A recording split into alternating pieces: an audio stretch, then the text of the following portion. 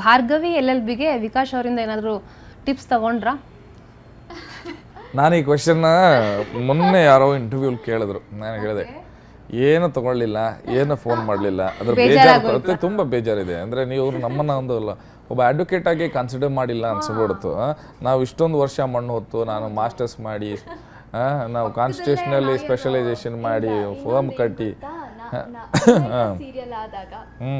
ಅಣ್ಣಯ್ಯ serial ಆದಾಗ ನನಗೆ ಆದರೆ ಇವ್ರು ಆಗಿದ್ದಾರೆ ಅಂದರೆ ಫುಲ್ ಫೈನಲೈಸ್ ಆಗಿದ್ದಾರೆ ಅಂತ ಗೊತ್ತಾಗಿದೆ 3ನೇವರಿಂದ. ಹಾಗೆ ಇವರು ನನಗೆ ಹೇಳಿಲ್ಲ. ನನಗೆ ಈ ವಿಷಯ ಈಗ ಗೊತ್ತಾಯ್ತು ನಿಮ್ಮ ಮೂಲಕ. ಥ್ಯಾಂಕ್ ಯು ನನಗೆ ವಿಷಯ ತಿಳಿಸಿದಕ್ಕೆ. ನಾನು ಕಾಲ್ ಮಾಡಿ ಓಕೆ ವಿಷಯ ಬಂತ, ಹೌದು ಮಾಡ್ತಾ ಇದ್ದೀನಿ, ಹೆಸರೇನು ಸೀರಿಯಲ್ದು? ಇಲ್ಲ ಇನ್ನೂ ಹೆಸರೇನು ಇದಾಗಿಲ್ಲ. ಹಂಗೇನು ಹೇಳಿಲ್ಲ ನಾನು. ಹೌದು ಇನ್ನೂ ಅಲ್ಲ, ಆಕ್ಚುಲಿ ಹೌದೌದು, ಆಕ್ಚುಲಿ ಅವಾಗ ಹೆಸರು ಫೈನಲೈಸ್ ಆಗಿರ್ಲಿಲ್ಲ. ಅಣ್ಣಯ್ಯ ಅನ್ನೋಂಥ ಹೆಸರು ಫೈನಲೈಸ್ ಆಗಿರ್ಲಿಲ್ಲ. ಇಲ್ಲ ಹೆಸರು ಆಕ್ಚುಲಿ ಫೈನಲೈಸ್ ಆಗಿರ್ಲಿಲ್ಲ, ನಿಜ.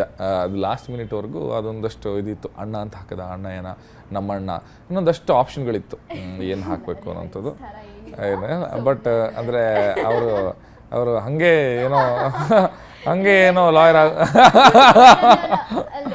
ಥರ ಏನಿಲ್ಲ. ನಾನು ಡಿಸೆಂಬರ್ ಅಲ್ಲಿ ಆಡಿಷನ್ಸ್ ಕೊಟ್ಟಂತ ಒಂದು ವಾರಕ್ಕೆ ನಂಗೆ ರಿಸಲ್ಟ್ಸ್ ಬಂದಿದ್ದು.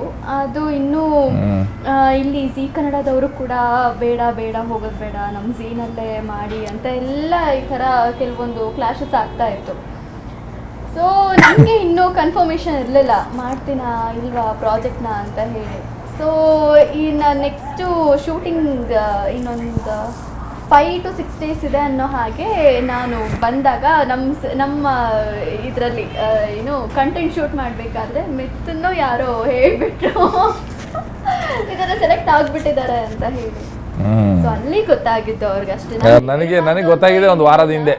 ಎಲ್ಲ ಟೆಲಿಕಾಸ್ಟ್ ಎಲ್ಲ ಆಗಿ ಅಂದರೆ ಟೆಲಿಕಾಸ್ಟ್ ಇಲ್ಲ. ಅದೇ ಅಲ್ಲ, ನೀವು ಇಷ್ಟು ಸ್ವೀಟಾಗಿ ಮಾತಾಡ್ತಿದ್ದೀರಾ, ಪ್ರೋಮೋದಲ್ಲಿ ನೋಡಿದ್ರೆ ಆ ರೇಂಜಿಗೆ ಆ್ಯಕ್ಷನ್ಸ್ ಏನು. ಅದೇ ಅಲ್ವಾ ಆರ್ಟಿಸ್ಟ್ ಅಂದ್ರೆ, ನಾವು ಇರೋ ಕ್ಯಾರೆಕ್ಟರ್ ಅದೇ ಅಲ್ವಾ ಆರ್ಟಿಸ್ಟ್ ಅಂದ್ರೆ. ಏನ್ರಿ ಏನ್ ಮಾತಾಡ್ತಿದ್ದೀರಾ ನೀವು, ಏನ್ ಕೇಳ್ತಾ ಇದ್ದೀರಿ?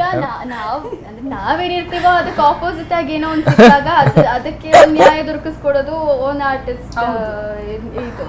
ಸೊ ಅದನ್ನ ಮಾಡ್ತೀವಿ. ನೀವು ನಿಮ್ಮ ಬಾಯಲ್ಲಿ ಕೇಳಿ ಓಕೆ ಚೆನ್ನಾಗಿ ಮಾಡ್ತಿದ್ದೀನಿ ಅಂತ ನನ್ಗೆ ಅನಿಸ್ತದೆ. Thank you. ಓಕೆ,